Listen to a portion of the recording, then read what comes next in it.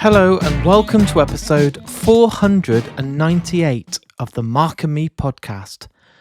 As always, I'm your host Mark. Now, joining me on today's episode for me is a personal, real huge achievement because over 20 years ago when I was at uni, I fell in love with the band Colour of Fire.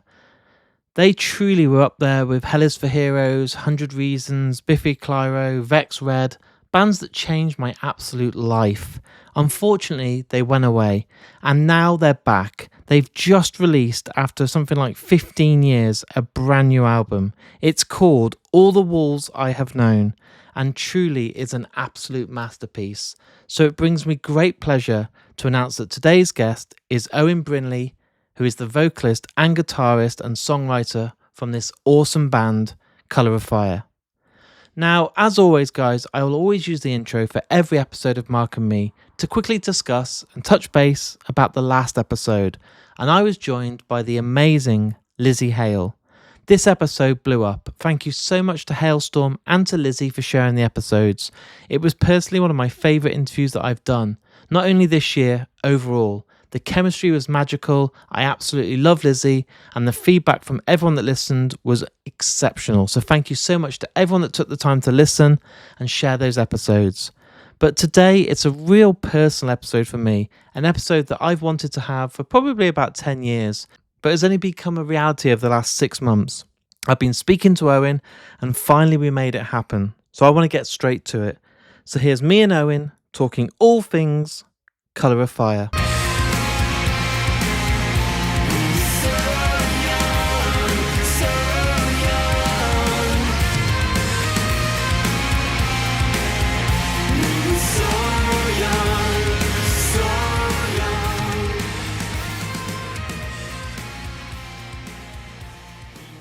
So Owen, welcome to the Mark and Me podcast. How's it going?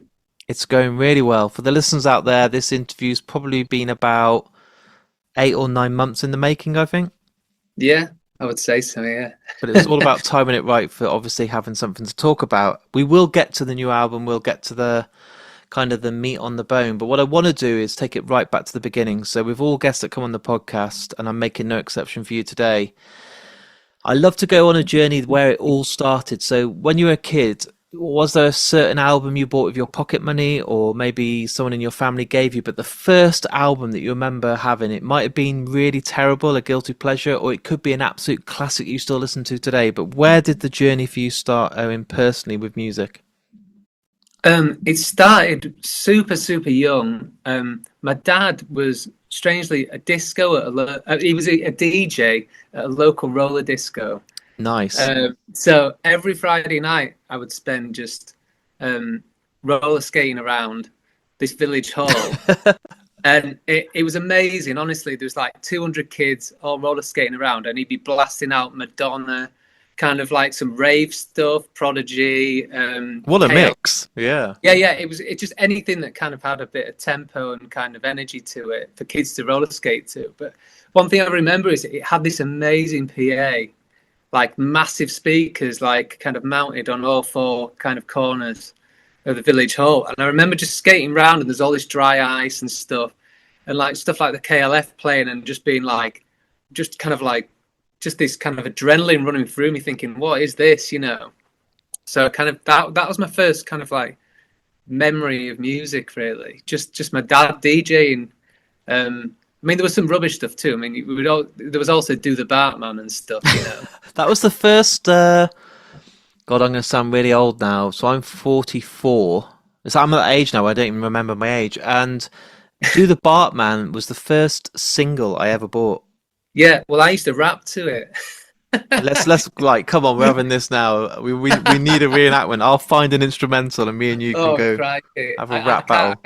I can't remember the rap, but I remember my dad getting me up on stage and giving me a mic and getting me to rap over Do the Bartman in front of all my friends, and I was just kind of like thinking, is this great, or am I dying inside, you know?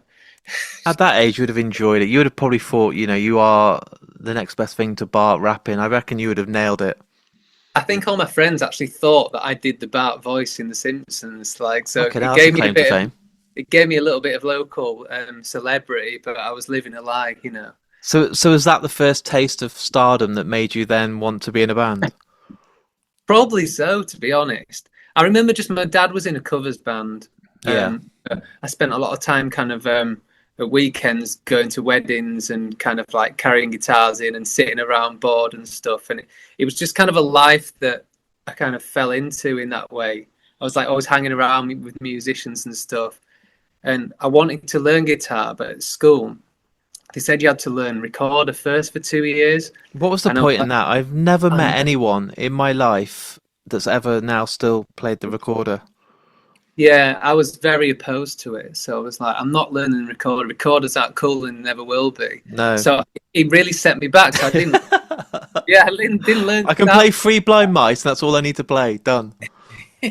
Exactly. So I didn't pick up the guitar again till I was, I think, about 13. And I always thought I should play guitar, but didn't for some reason. I think I was a bit like, oh, this seems too much for me. And then some other lad in our year started playing Smells Like Teen Spirit on his like encore electric guitar at lunchtime under this tree on the school field. And I remember being bitterly jealous of all the attention he was getting, and he was rubbish too. So I was like, right, I went home and went, Dad, it's time. Teach me a chord, you know. Once I know those power chords, I'm going to play every Nirvana song ever written. Yeah. Yeah, that's all you need. So I think I learned All Right by Supergrass, and Oh, wow. I was on my way. Was on my way. I was really into Supergrass because I'd seen them landing in a helicopter backstage at Glastonbury on Channel 4 on a Friday night. And I was just like, wow, these like three guys with long hair and flares getting out of this helicopter and just running on stage and playing All Right. And I was like, whoa. And that kind of felt like my own, you know. It's Do you know kind of what? like, Supergrass, genuinely, even today, are one of the most criminally underrated bands. Their yeah, musicianship and their songwriting, everyone knows them for All Right, and I know it was that huge song, and everyone's. It's kind of like it's kind of one hit wonder territory for some people because they only know them for that song. But yeah. they're fucking awesome, absolutely Oh, awesome yeah. band. I mean, I'd argue that All Right is probably the worst song on that debut album. I mean, It obviously is. it's catchy and brilliant, but it's not a great song compared to the She's So Loose, for instance, you know. Yeah. When Richard III came out and that bass line and everything, I was just like, they're really good musicians. I hope people start taking note of them, you know? Yeah, and that was kind of like Black Sabbath. That It was. it's the that what do they call it? The Devil's Interval. Mm. The two chords that he uses for the riff. It's the Devil's Interval because I think they're a semitone apart. I might have got this wrong, but yeah, it has that vibe to it, doesn't it?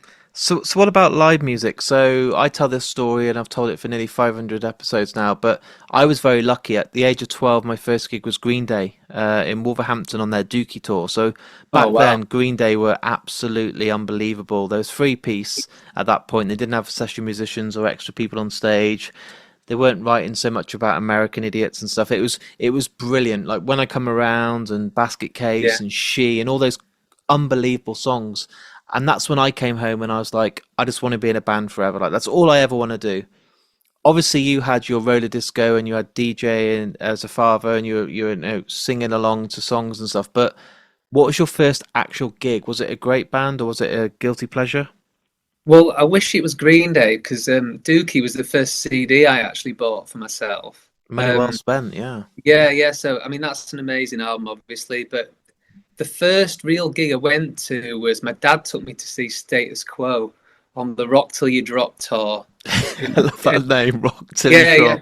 Well, they played four gigs in a day, like one in each country in the UK. And so I went to Sheffield Arena, and so there was a few gigs that my parents took me to. Well, my dad he took me to them, and then Cooler Shaker, which was another kind of.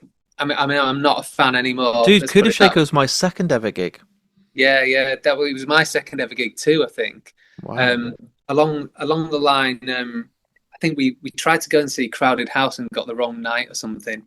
But the first proper gig I went to with my own money with my friends was Suede at York Barbican. Oh man.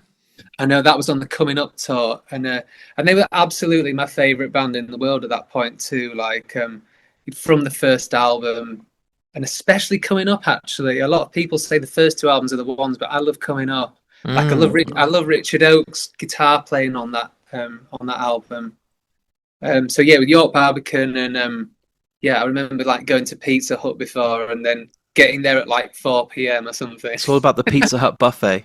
Yeah, it was. Yeah, yeah. But I was nervous about the gig, so I didn't really go for it on the buffet. But I don't feel like you yeah, got your money's worth there, and I feel like you got a bit short change. You should be there going for your 10 slices, your extra garlic bread, the full yeah, salad. yeah, yeah. The ice cream factory. Oh Um, man, bring back the ice cream factory. so yeah, we went to that and turned up really early. And I remember I thought it was really cool and Britpop because I had a Kappa tracksuit on. And this Kappa, is fucking hell, that takes me back. yeah. So this is before Vicky Pollard ruined Yeah. Kappa. And so I had this Kappa tracksuit on, but then I turned up and everyone was really gothy. And I was like, I've misread this. I've got it wrong. I'm dressed as Blur and these guys are Suede. There's something different. There's like a cultural divide here. But yeah, it was a great gig. I think Geneva supported. I was upset because it should have been Manson, but I think it got rescheduled. Oh, Manson would have been great. Yeah, it would have been. Yeah, I've not listened to them literally since Wide Open Space. I mean, that song was huge and I loved it and I loved the whole bass line and everything. The production was magical, but I never listened to much else from Manson. sure. So, yeah, well, there's some classics, isn't there? I think he's got himself in a bit of bother recently, but like, yeah, big influence at the time. Yeah, so when was it that you started actually, obviously you wanted to then play guitar, learn Nirvana to try and be the cool kid at school and get the attention and stuff. When was it that you actually then started to think, I want to start writing songs, or did you do the Battle of Bands thing at college or school? Did you form a band then, or was it a bit later on? He was at school, and really writing my own songs came from the fact that you could afford to buy, like, say, the Suede Coming Up guitar tab book or the Definitely Maybe one, but then there was no internet, and that very quickly ran out. So I'd quickly run out of stuff that I wanted to learn from those books, and I was just like, I'd end up just making my own stuff up, really stringing chords together. And so I was in a teenage band, and we played all our own material. Um, we were called Inertia actually, and it was kind of like a kind of a bit of a kind of grungy and then sometimes skate punky vibe, I guess. And yeah, and then one day we actually did win a competition to play at Fibbers in York, which was That was a the great venue. it was a great venue in York, and we just so happened to be supporting a band called Cognac, um, which was Stu's band at the Oh, time. nice. Yeah, and we were on first and they were on last. And I remember they took us to, we were so green, we were 15 or whatever. They took us to McDonald's after sound check and bought us a burger and stuff like that. And then we went back and watched Cognac, and they honestly were just an amazing, amazing band. It still stands up today. It's kind of like, I'd guess like a kind of glam rocky thing with a bit of Jonathan Fiery and a bit of Supergrass. But I was just entranced. I was just like, this is pure magic, and kind of idolized Stu in a way from that moment. And I remember him sticking his guitar through like the lighting rig at the end, and like his guitar was just hanging from the ceiling, and we were just like, wow, you know. It must have Um, felt like you'd seen like Nirvana or something like this is incredible. yeah, but they were that good. I mean, they played at Reading Festival and stuff like that. They were a proper band, and Stuart's a little bit older than me, but we always kept in touch. I think we played with them a few more times, and including at Stuart's 21st birthday party, I think as well, somewhere. And I think I was 15, 16 at the time. But when they split up, he was like, "Right, we're forming a band," and I was like, "I can't be in a band with you." You're way know? too famous and big, Yeah, yeah. yeah. But that's how Colorify started. So is this around 20, about 2002? Yeah, I would say so. Yeah, Yeah. 2002. So my introduction to you guys was I didn't know about you, and I went to see Ruben, Oh yeah, yeah. and We you were played with Ruben. playing with them at Nottingham Rock City. Oh, did we? It might be them or it might be Hell is for Heroes. It was one or the other. Yeah, I think of all those bands around, we played with all those kind of Yeah. bands. It was definitely a scene at that point of kind of British alt rock. Yeah, But you were support, and I was basically got there early, and it was like the second room at Rock City, so it was like the smaller little room, yeah, yeah. and you came on stage, and you had these like really red high heel kind of sparkly shoes, And I was like, who are these? Like, this is, you had that kind of slight kind of placebo Brian Molko look, Yeah. the dark hair, and you came on, and this is my God's honest truth. It was in my top three gigs of all time. You just fucking blew everyone away. All of you were just Oh wow. absolutely on fire. The sound through that PA in that small room was incredible. But the energy and your voice live, and that was it, dude. I then waited and I saw that you played Leicester at the Charlotte, and that was your own gig. And I Oh yeah. came to that, and I was like, "Fuck me! This band should be headlining everywhere. Like you are the best live band I'd ever seen at college." And I couldn't believe it, dude. You were absolutely fucking phenomenal. The energy and the vocals you gave on those performances. Well, the co-vocals between the two of you.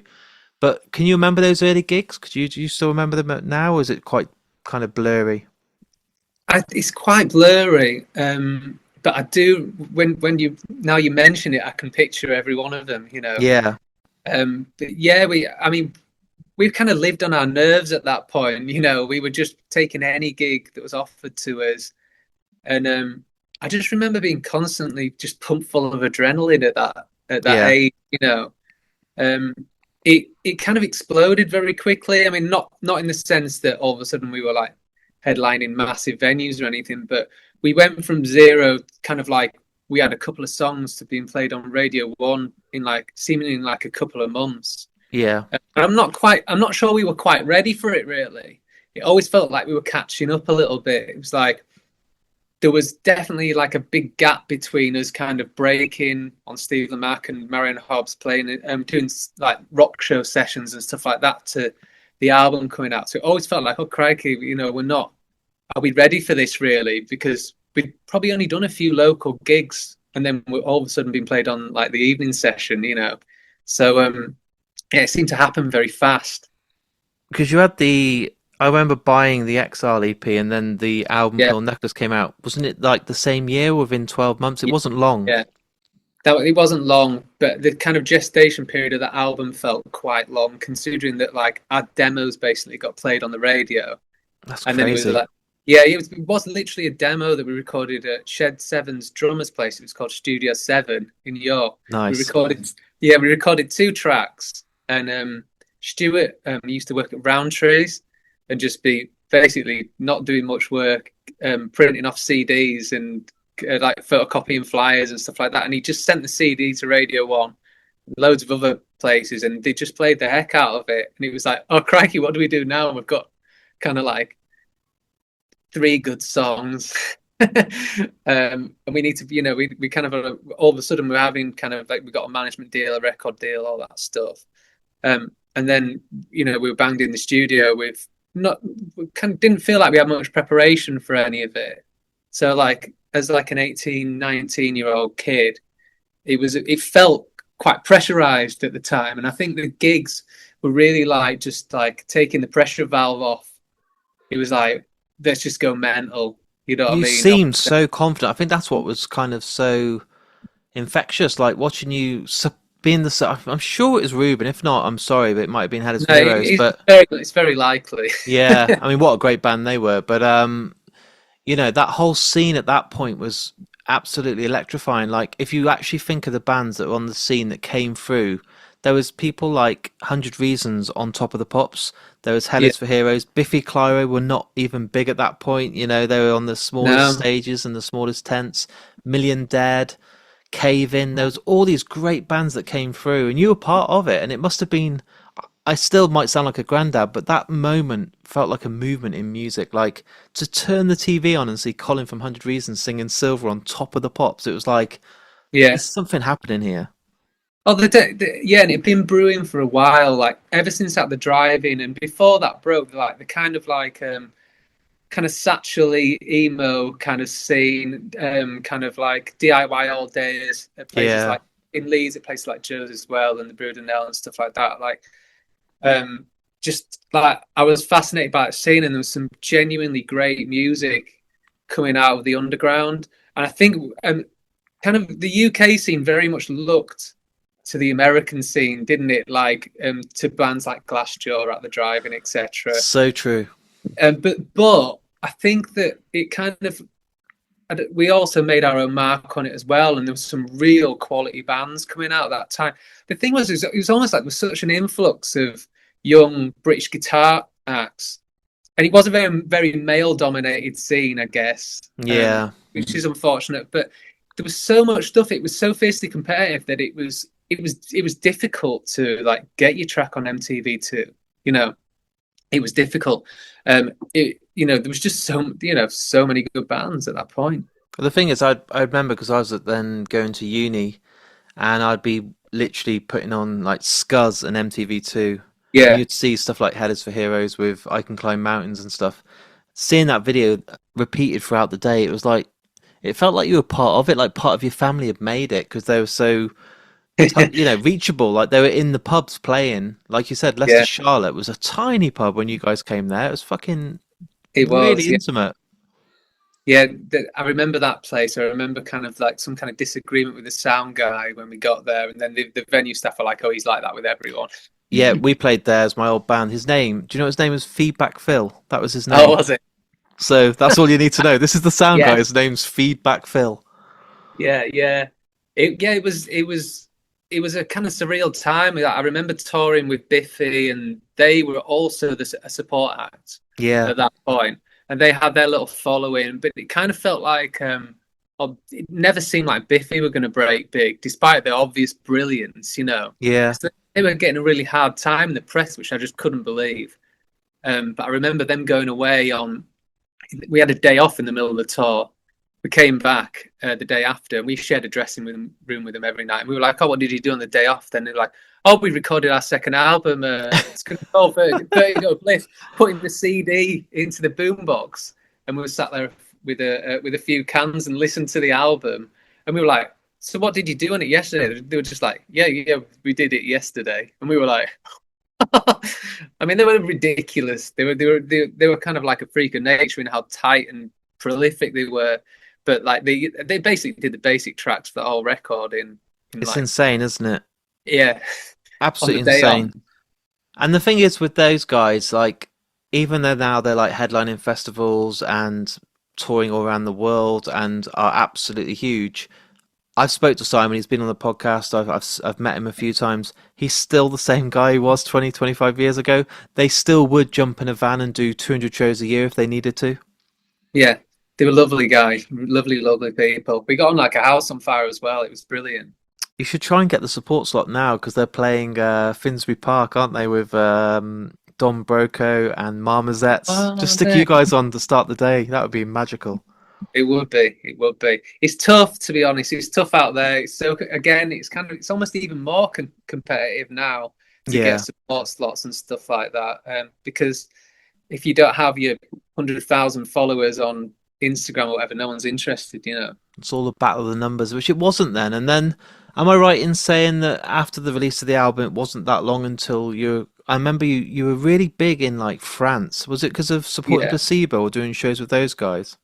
It was because of supporting Placebo. We did a tour of the south of France. We did our own tours in France as well. And we had we had the same management as Placebo. Yeah, So Brian was bigging us up. He's super nice guys. Matt's our drummer is now in Placebo as the touring drummer. Um, and so there was that connection there. And Placebo were massive in France. They were releasing singles in French, having top 10 hits at that point.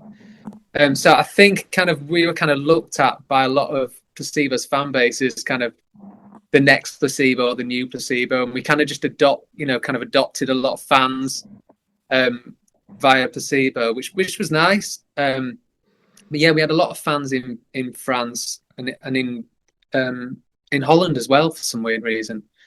But yeah, they were just through hard touring really, and opportune slots at festivals, stuff like that. I was watching a lot of footage and you had massive crowds in France, and I was kind of like, with absolute full respect, like, where are the UK fans? Like, these guys are from the UK. Like, why are they not on these massive stages? And maybe it's timing, maybe it was just whatever it was. The Placebo fans over Europe were probably more dedicated and hardcore.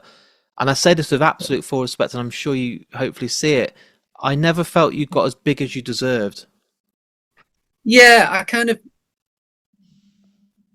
it was a funny one, really. I think for the scene we were talking about earlier on, Yeah, that kind of Brit rock scene, post-hardcore scene in the UK, seemed to be really based around kind of like I don't know, like Harlow or something like that, or kind of like down south, it's kind of so true. Yeah, yeah. And we always were, even though we played those gigs and played with all those bands and kind of got on with them well, we kind of never felt really part of that scene. We were always something a little bit other, and the Placebo connection was there, and there was always something maybe slightly gothic about us compared to the yeah. kind of the post-hardcore scene, which we kind of had one foot in.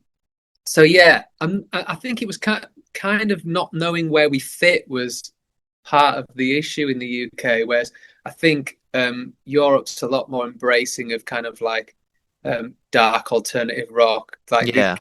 you know what I mean? It's like in places like Germany, that's kind of like the heartland of kind of like goth and industrial and stuff like that. So there's a tinge of that to your music. I think that's easily accepted over there. You know? You must be really proud though. Like I listen to that album all the time. Like genuinely, I feel like I was waving the flag for you guys even after you'd gone and you couldn't go and see you guys live. I was still like, you need to listen to Pearl Necklace. Like it's one of the best debut albums of all time. Like listen to this. And then as soon as you hear that intro of Robot Rock on the guitar, and I think it's a Mesa Boogie that you recorded, like it sounds Yeah. fucking huge.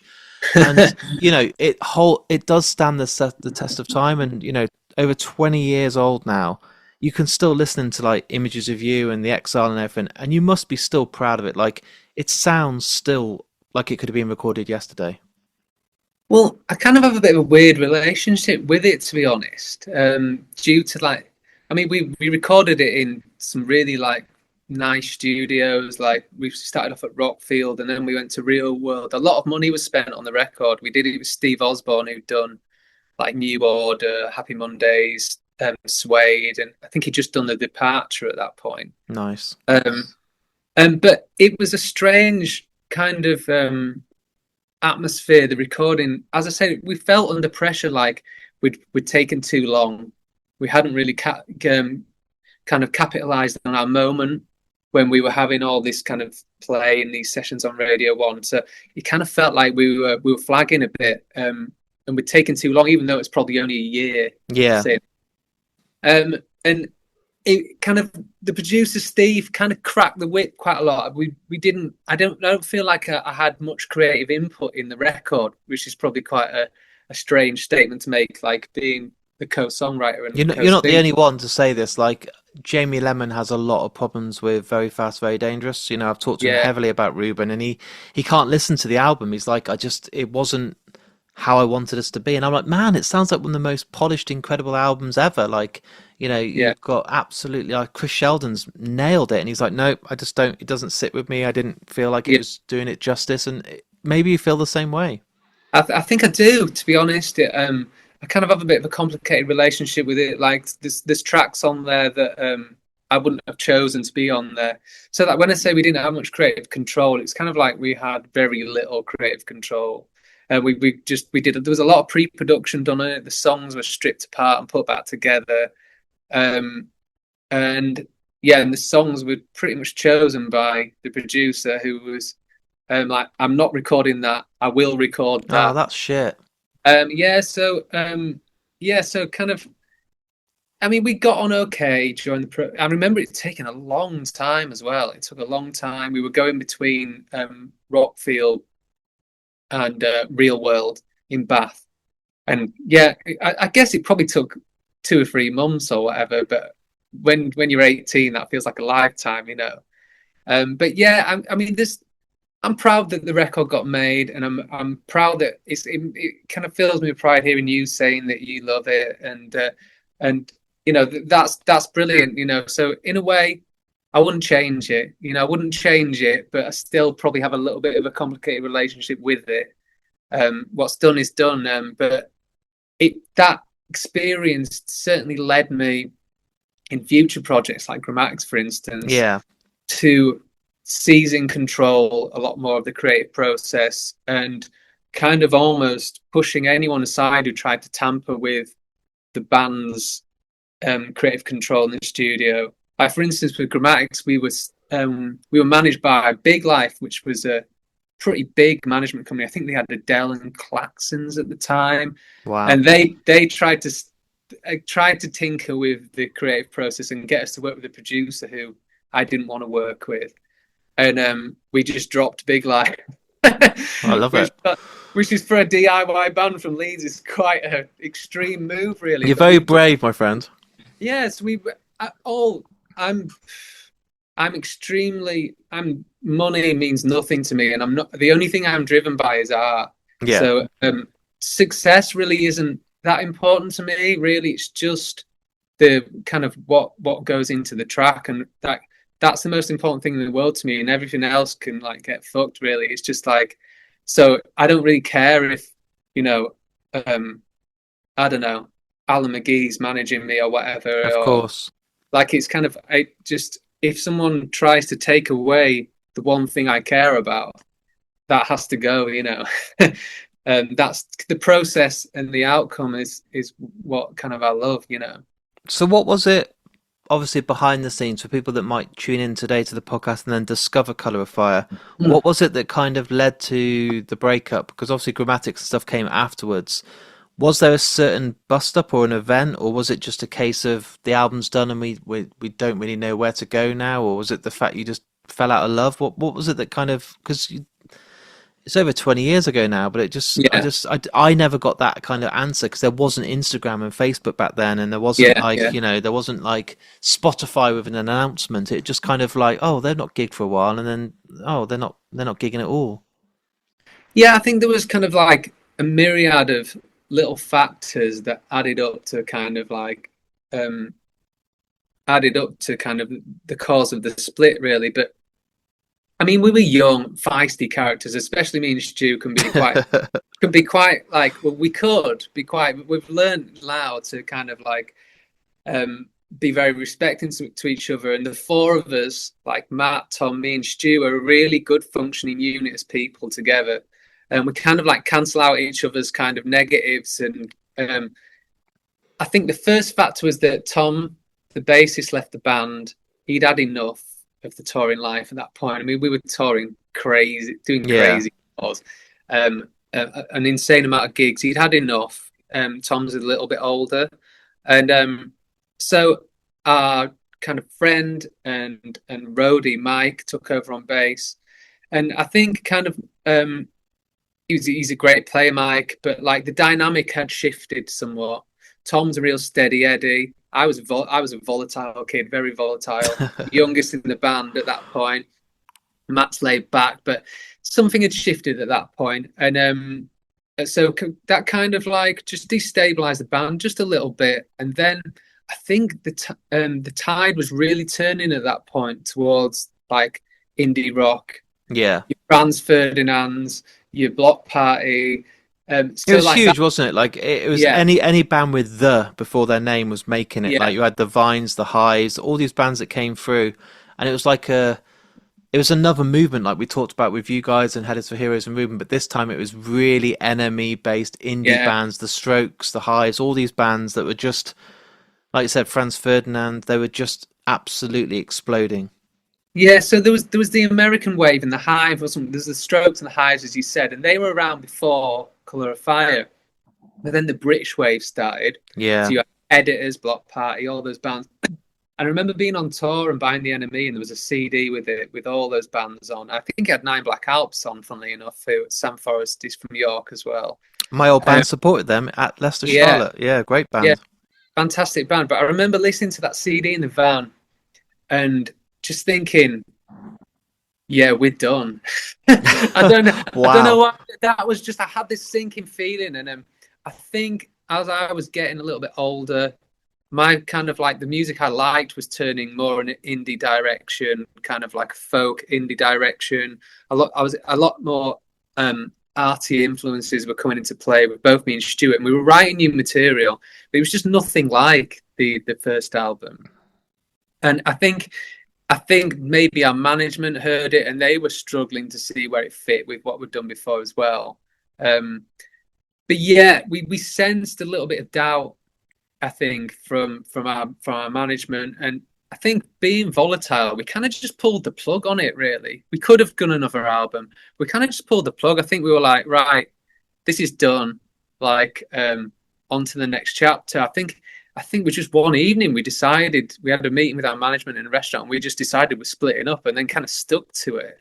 Wow. Um, and we played Download the day after, and I remember we got 1K in Karai for our performance because we were awful. We were demoralised, gutted. We were splitting up.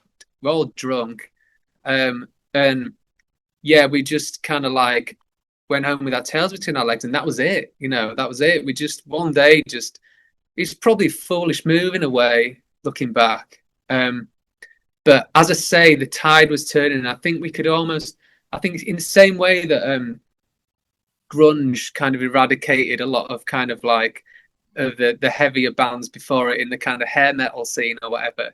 It felt like that the kind of post-hardcore scene was being killed out by this new wave of kind of of young British kind of art rock bands. And I think we could see the writing on the wall, and that for me was a big factor in kind of wanting to stop Colour Fire the first time. Yeah, That's wild. And then obviously today's all about codified, but you went on to grammatics, and yeah, I felt like that was a complete change. Like that was yeah. I couldn't hear the common ground between you and Color of Fire. I felt like that was just a breath of fresh air for you and just a complete change of scene. Yeah, it was. It was a pure reaction, really. I think at the time I was weirdly quite ashamed of the fact I'd been in Colour of Fire because I went back, moved to Leeds, and there was a big DIY rock scene in Leeds, big art rock scene with Ford Russia, um, This Et Al, who were probably one of my favourite bands of all time.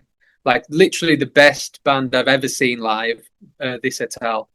Um, and I really wanted to be part of that. Like, I think what Grammatics brought to the table was again different to those bands, but um, yeah, Grammatics was very born out of experimentation Yeah. and a lot more left field than the first Colour of Fire album was.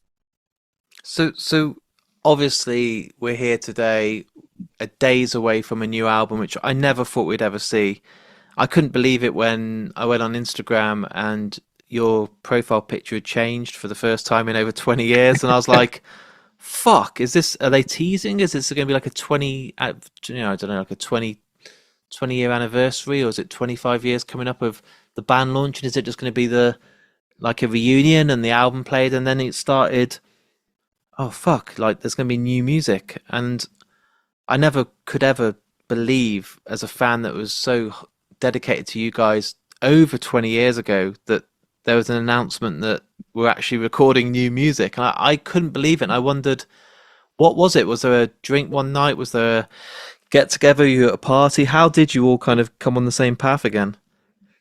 It kind of yeah, it's a weird one to be honest. I mean, there was the reunion shows. I remember getting a message off Stu going, "Do you fancy doing a gig like for the 20th anniversary?" And I think at that point I was at a place in my life where I was like kind of feeling the need to be part of a gang again. Do you know what I mean? I was Yeah. like, and yeah, I'd kind of recently separated from from my ex-wife, and I was like, yeah, this feels right. Let's kind of go and relive a bit of youth again and have a bit of a party and make some loud music. So we had a few practices, and all of a sudden, I don't even really remember agreeing to do the gig, but it seemed to be sold out before we'd even thought about it. He sold out in like a day or something or 2 days.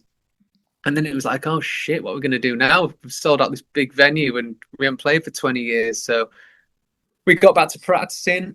Sorry, I got a bit of a frog in my throat. We got back to practicing, and I think just the songwriting relationship between me and Stu kind of just rekindled very quickly. Yeah. It I think it felt like a great opportunity to do something within the parameters of what the Colour of Fire sound is. It felt like a really kind of exciting creative challenge.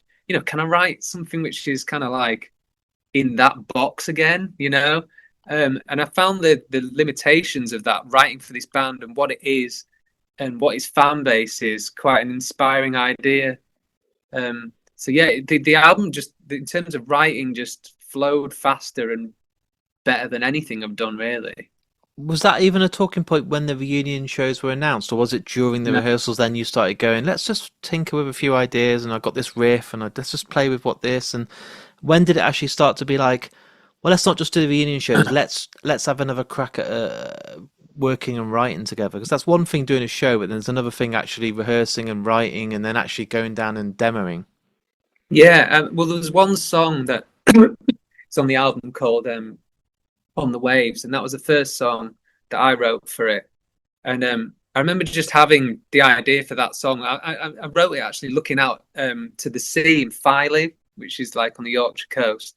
I think it was my 40th birthday actually, and I wrote the lyrics. I was staying in this apartment right on the seafront and demoing it and send it to Stu, and he was just like, he was really enthusiastic about it. Basically, he was like, "This is great. We've got to record this." And Stuart's just really, he's quite impulsive and gets excited about a good idea, and that I love that basically. Yeah. Yeah, I love that. There's nothing more inspiring than someone going, "No, come on, this is great. We've got to do this." You make stuff happen. So that it just seemed to that seemed to be happening in a chain reaction. Like he'd send me a track, I'd be like, "Yeah, this is great. I've got this riff that can go on it." And we were basically just demoing songs individually on Logic and sending them back and forth, and then adding bits to him. So a lot of the time, I would kind of decorate his tracks with like loads of leads and give them themes and stuff, and he would almost be more like a Rick Rubin style character to my songs. He'd be like, "Yeah, I love this song, cool punk song and everything, but what if it's a piano ballad?" And kind of I'd be like, "Oh yeah, right, I fucked that up then, haven't I?" So I'd take it away and completely rearrange it. Um, so yeah, we just had a really good working relationship, really. What was really cool, obviously behind the scenes, I was talking to you. We had a phone call, which I've never done before. I said, "Do you want to come on the podcast?" And you just rung me, and we had a chat. And then you were like, "I can send you some new music." And I was like, "Fucking hell, I'm talking to someone I used to idolize 20 years ago. Like, this is the guy who had the red shoes on Rock City." And you sent me some early demos of the work, and you Yeah, gave me like access to a SoundCloud, which I really appreciate.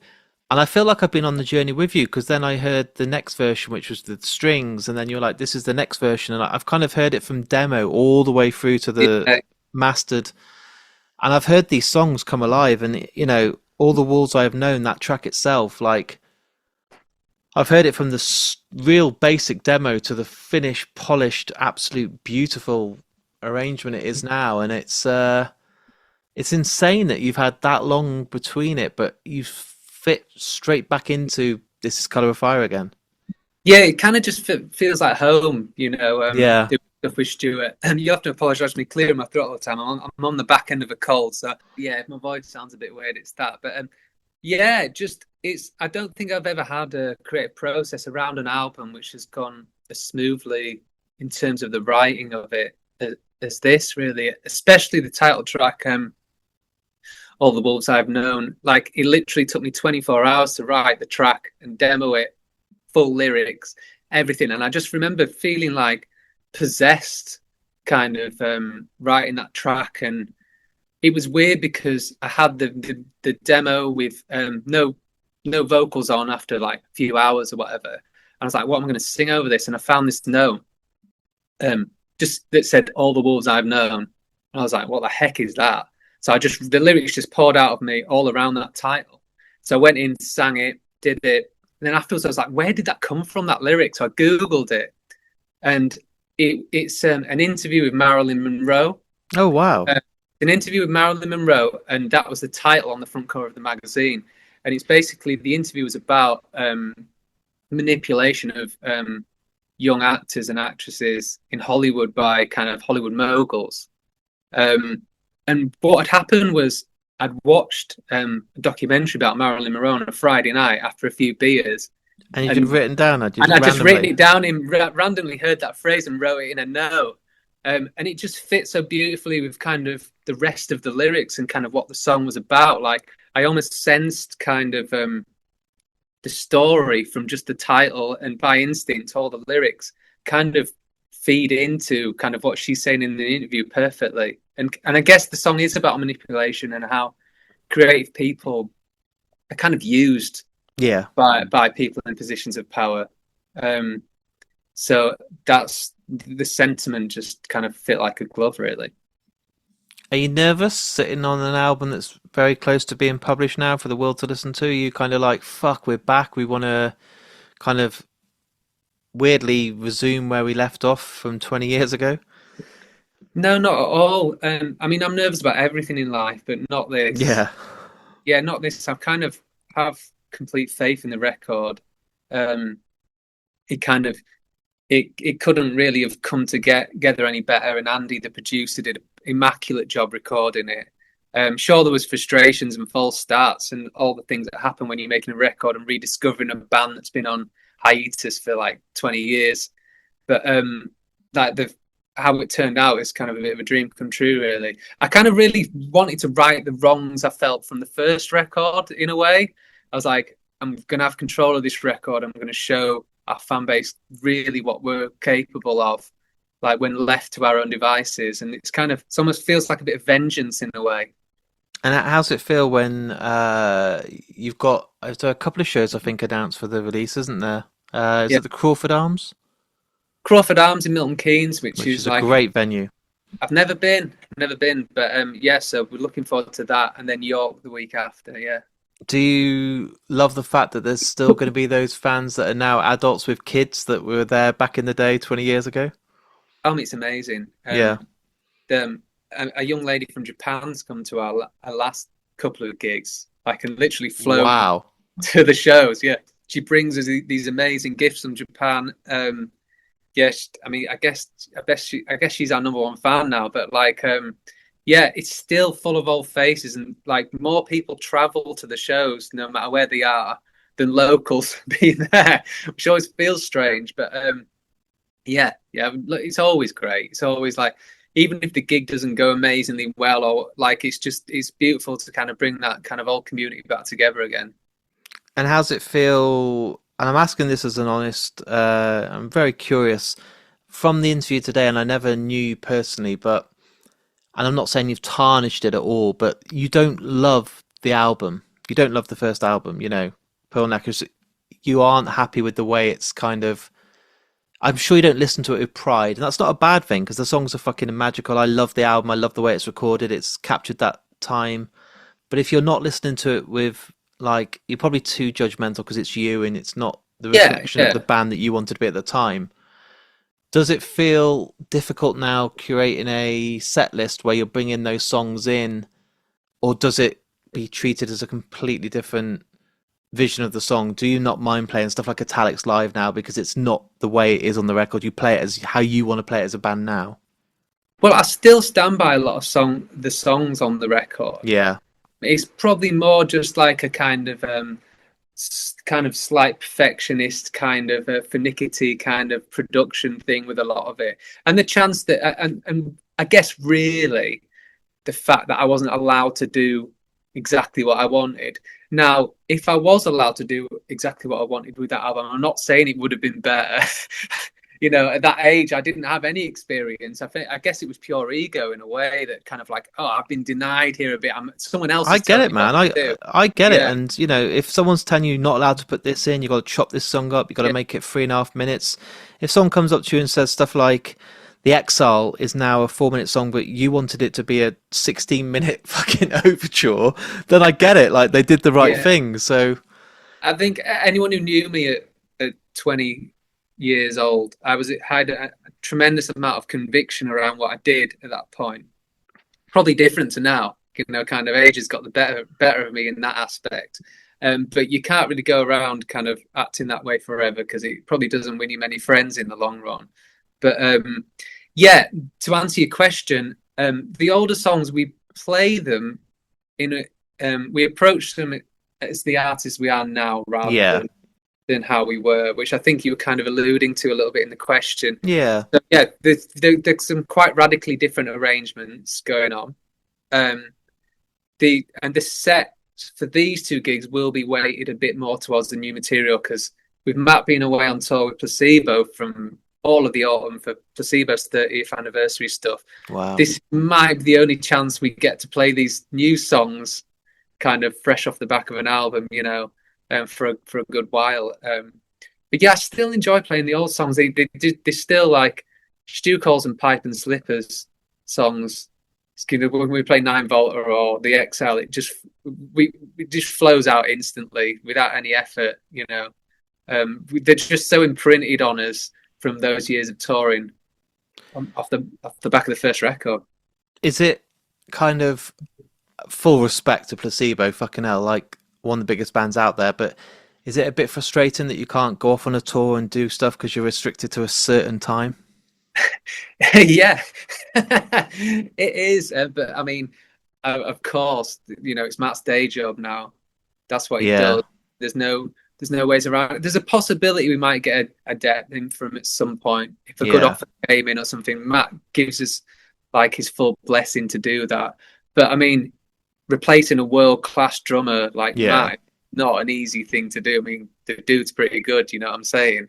So, and so much of our sound is just driven by his power. It Uh, wouldn't feel right, would it? Like it would change the dynamic, it would change the songs, it would change. You're here now to kind of make up for the first run for you, to correct the yeah, wrongs, like you said. It would not be doing that if you change the dynamic of changing your absolute incredible, absolutely amazing rhythm section. yeah. So we'll see. I'd never say never, but like Matt is always going to be in the band, I hope, and we'll for the time being and working around like kind of his schedule Yeah, with Placebo. It's a big machine. Great band, obviously. The first 2 Placebo albums are timeless classics, in my opinion. yeah. Uh, Without, is it without you, I'm nothing? yeah, they're my Like favorite of theirs. that Great album. album is the version they did with David Bowie singing as well. Like that's one of Yeah, my favorite yeah, songs of all time. Genuinely, like yeah. I'd listen to that on my deathbed as one of the last songs I ever listened to. Like magical. It's a great. I mean, it's a great album. Some of the guitar work and the chords they Oh used were just theirs. There's no other record I've heard some of those inversions they used. It's a magical album, as is the first one, yeah, and 30 great. years. My God, I feel old now. I know, yeah, and great stuff in the rest of the back catalogue too. Underrated act in the scheme of things. Mm. Um, but yeah. So yeah, that's in the autumn. So I'll be going along to. I think they play Manchester, so I'll be going to see him then. Cheer Matt along. And my final question for you today, and what I do on this podcast to make it as original as I can, is every guest that comes on gets to choose the outro music that's played on the podcast. So, Okay. obviously, on today's episode, I'll have a couple of snippets at the start before we talk of Colour of Fire, and then it'll finish with that. But the last song is always chosen by the guest, and I'm going to put you on the spot now. Is there a song that means a lot to you personally? And I know there might be 5 or 6 songs in your head right now, but one that you would love to be the outro music for today? Um, I'm going to choose "Staying Alive" by Cursive, which Wow. which is the last song on the Ugly Organ. I'm going to choose that because it meant a tremendous amount to me at a certain era of my life. But it's just a magical song, and it's kind of formless, ethereal. Obviously, a great album. You know the song? I know the album, but I'm really rubbish Yeah, with track names, and I listen to stuff on shuffle, yeah. and I'm really terrible. Apart from now, I've started buying vinyl. I listen to albums in their entirety. I know the album, and as soon as I hear the song, I know which one it is. But what a It's fucking album! yeah, great album. It's the last song. It's the one where the choir comes in at the Oh, end. okay, yeah, Just perfect. absolute destruction Yeah, going on. I guess if I had to draw a parallel, it would be with what's that song on Nevermind? Where is it Endless Nameless? Where they're just kind of making a big racket. It's kind of almost it starts off as a song and then just turns into this complete cacophony, basically. yeah. Um, so yeah, that's my choice. And I think at the end of the song, there's like this rising choir just singing "The worst is over," and I think it's just like a quite beautiful message of hope, really, which kind of like affected me quite deeply. Oh, I'm going to spend the next few weeks listening to Cursive again now and getting really obsessed with them again. I've listened to them for ages. Yeah, you're a great band, but that album is special, and the one before, "Domestic," is great as well.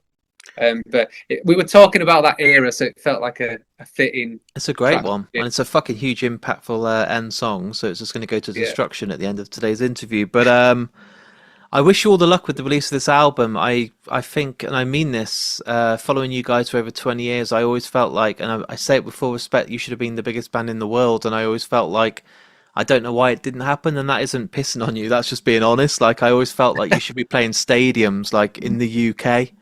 Oh, thank you. Thank you. And I hope people will come and see you. I'm going to come to the Milton Keynes show because the Crawford Arms, I saw Black Peaks there a few years ago before they broke Yeah. up.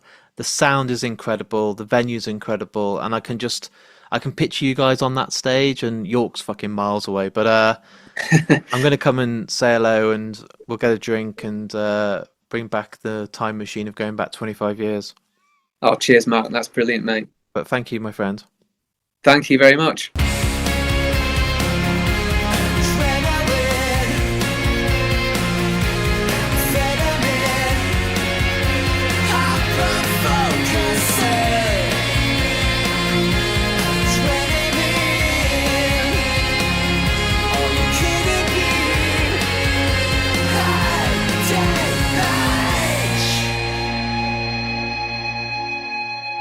So there's my episode with the absolutely incredible Owen from the awesome band Colour of Fire.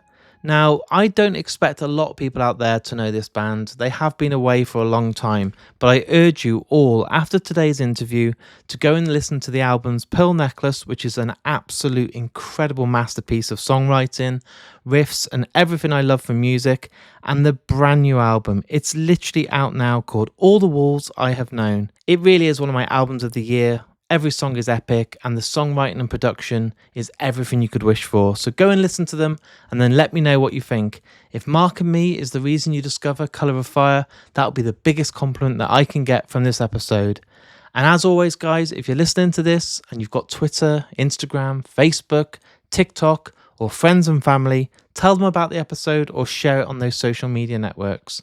It goes such a long way. All the people that put it as part of your stories on Instagram or retweet it on Twitter or even just like it on Facebook, it'll come up on someone else's feed. Before you know it, they go and listen to Mark and Me, they hit subscribe, and then I've got a listener just from you hitting a couple of buttons.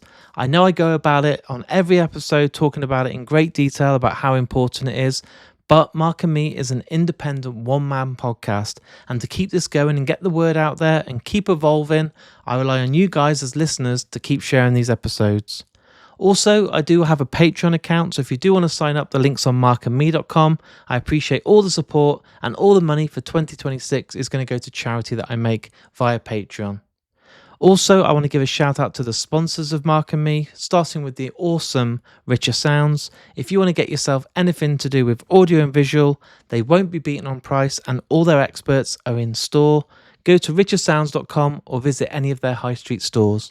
And lastly, Vice Press. If you want to get yourself a licensed print, poster, merchandise, VHS cassettes, they're all available on vicepress.com. And if you enter the discount code MarkandMe26, you will save yourself 10% off. How good is that? Right, guys, it's hectic as always. We're very close to the episode 500. We've got 2,000 trees in a couple of days' time when I'm doing a live show. So I've got to go, got to keep on editing and get more episodes for you guys out there.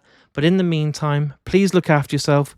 Go and listen to Colour of Fire. Take care of yourself, and I'll speak to you all very soon.